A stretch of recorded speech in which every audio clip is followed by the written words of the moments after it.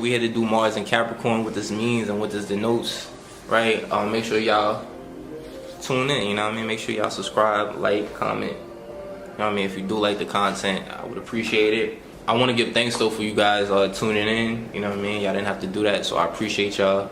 And I just want to give my gratitude. So, let's talk about when we have Mars coming to the sign of Capricorn. Okay, Mars we know is a warrior energy, right? Mars is the god of war in Roman mythology. Capricorn is kind of like a boss type of energy, basically, right?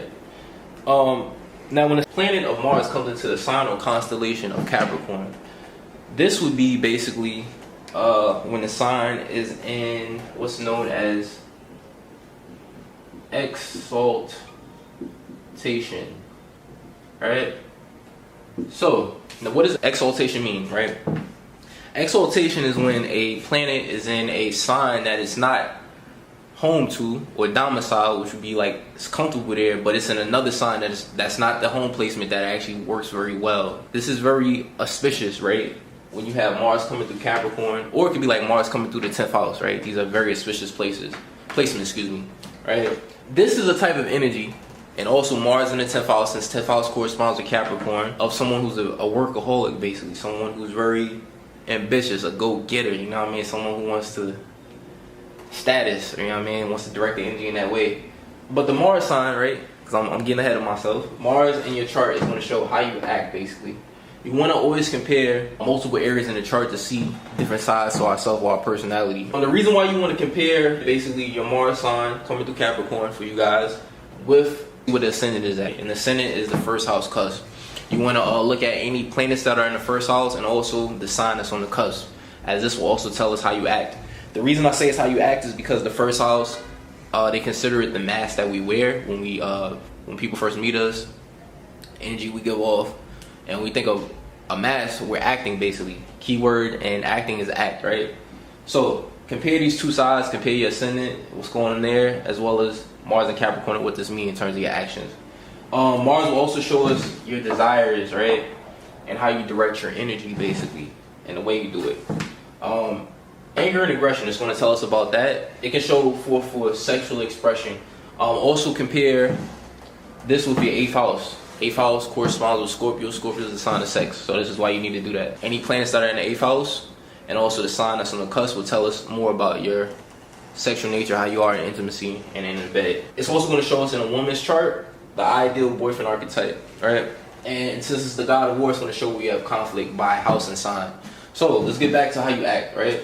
Mars and Capricorn, first off, when we think of Capricorn, it's ruled by Saturn. Saturn is an elder type of energy. It's a planet that's about work, responsibility, obligation. So this is a theme of Capricorn, basically, being very responsible, reliable. Wherever Capricorn actually is in your chart is going to show where you are responsible, reliable, or you need to be responsible and reliable. In terms of the house that it's in, houses are areas of life.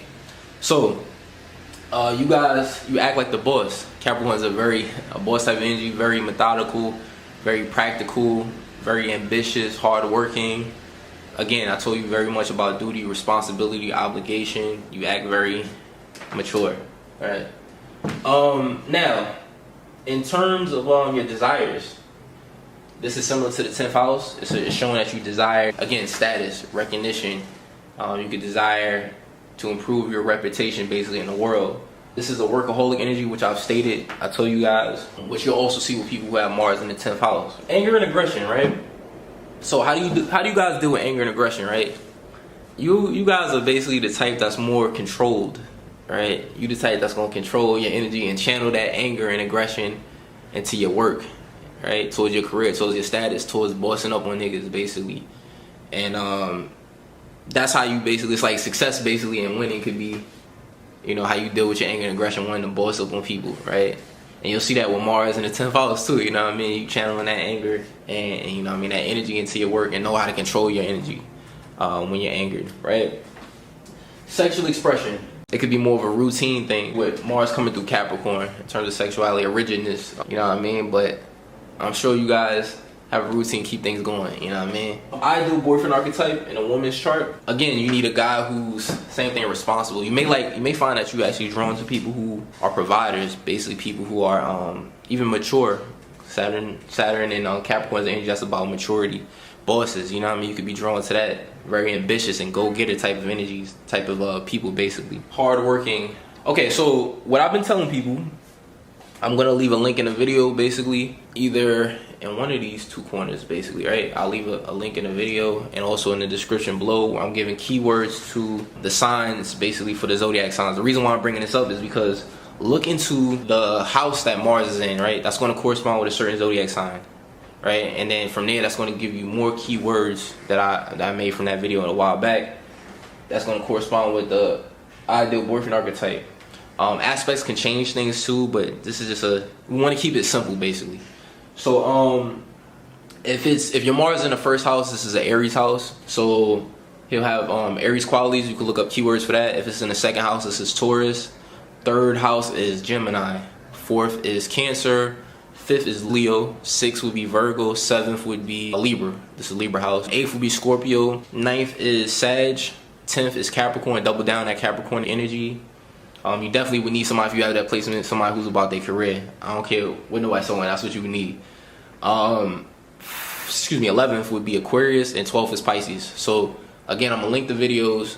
Go watch those videos for keywords to understand more for the women, qualities basically that you would need. You know what I mean, the ideal boyfriend archetype. Now Jupiter is the husband though, you know what I mean, but this could be the physical traits and energies that you're drawn to in a man, just with Mars energy. Now, where you have conflict, right? Capricorn is a sign that represents authority figures. It rules over the government, right? It rules over, again, career, work, things of that nature, right? Virgo could correspond with work too, but this is kind of like elderly figures, right? So being that, what I want you guys to do, you have to make sure that you're using your Martian energy to go towards using that very ambitious type of energy to go towards becoming a boss, basically.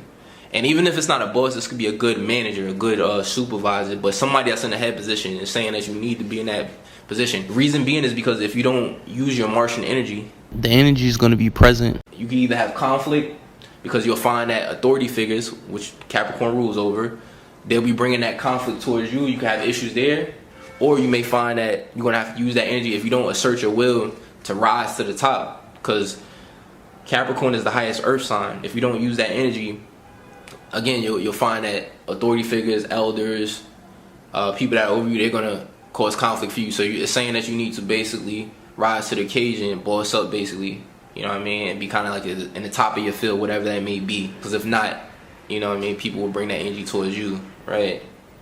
You may find that you have to move more independently, again, too, in your career status, or you're going to have to fight in this area for your work and basically to rise. It's not going to come easy when you have displacement. You have to take on a lot of shit, but, you know, you have the stamina for it when you have displacement. So that's the last thing I want to say. I hope this video was enlightening for you guys. Take it easy, and y'all stay tuned. I appreciate y'all. We got more videos coming soon. All right, y'all. Peace.